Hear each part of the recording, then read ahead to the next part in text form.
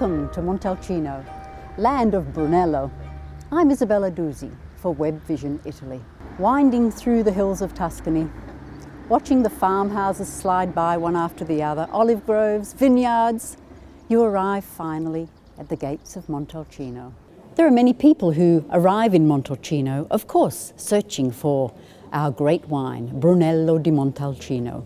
One of the things that's interesting to learn about when you're thinking about BrunelloDiMontalcino is where a particular bottle might have come from and where it might have been grown and who it might have been grown by. Because it could be a contadino wine. A contadino is a peasant farmer who lives outside the walls of Montalcino. A cittadino is a village dweller. He lives inside the walls, as his ancestors always have. But he may have a plot of land outside, and so he will go each day to that plot of land to look after his vines.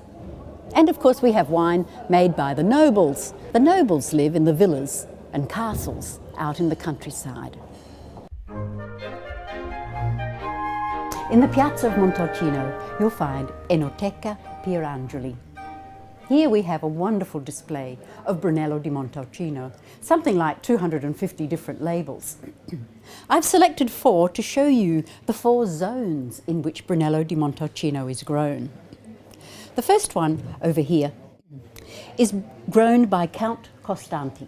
It's a very famous BrunelloDiMontalcino. And Count Costanti's vineyard is in the eastern zone. He produces a wine that can be different in bouquet, and in flavour, in aroma, and in elegance to some of the others. Our second bottle is Primo Pocenti from Canalicchio di Sopra.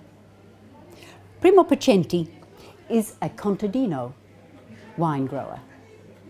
He has his roots in the countryside, just a few hectares, so you would not call it a noble wine, as you might call the wine of the Count, Count Andrea Costanti. Primo's vineyard is in the east-southeast of Montalcino.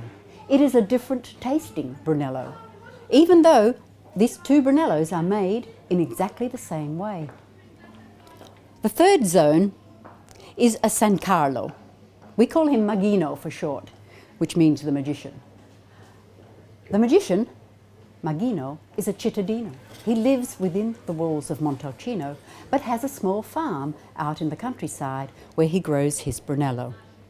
Maghino is on the western side of Montalcino. That gets much more sun. It's a much different kind of Brunello than the other 2. Finally, we have Barbi, Fattoria Barbi. This is one of our larger growers, internationally known. Stefano Colombini is the proprietor. And this, you would say, is a noble wine, because Stefano Colombini and his family go back many, many, many centuries as aristocratic landowners around Montalcino. They're in the south of Montalcino, and their zone gets more rain for a start. So it can be quite a different Brunello to the others.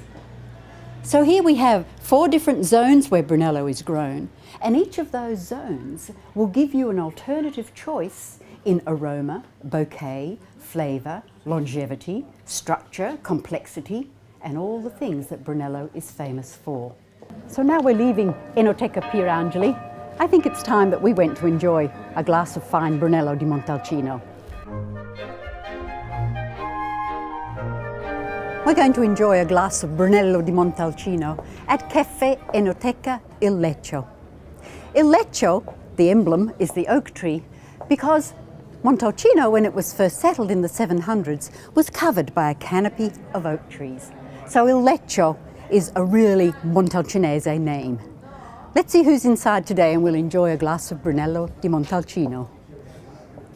There is nothing that wine lovers all over the world enjoy more than to sit down with a glass of superb BrunelloDiMontalcino. Salute! I'm Isabella Dusi for Web Vision Italy.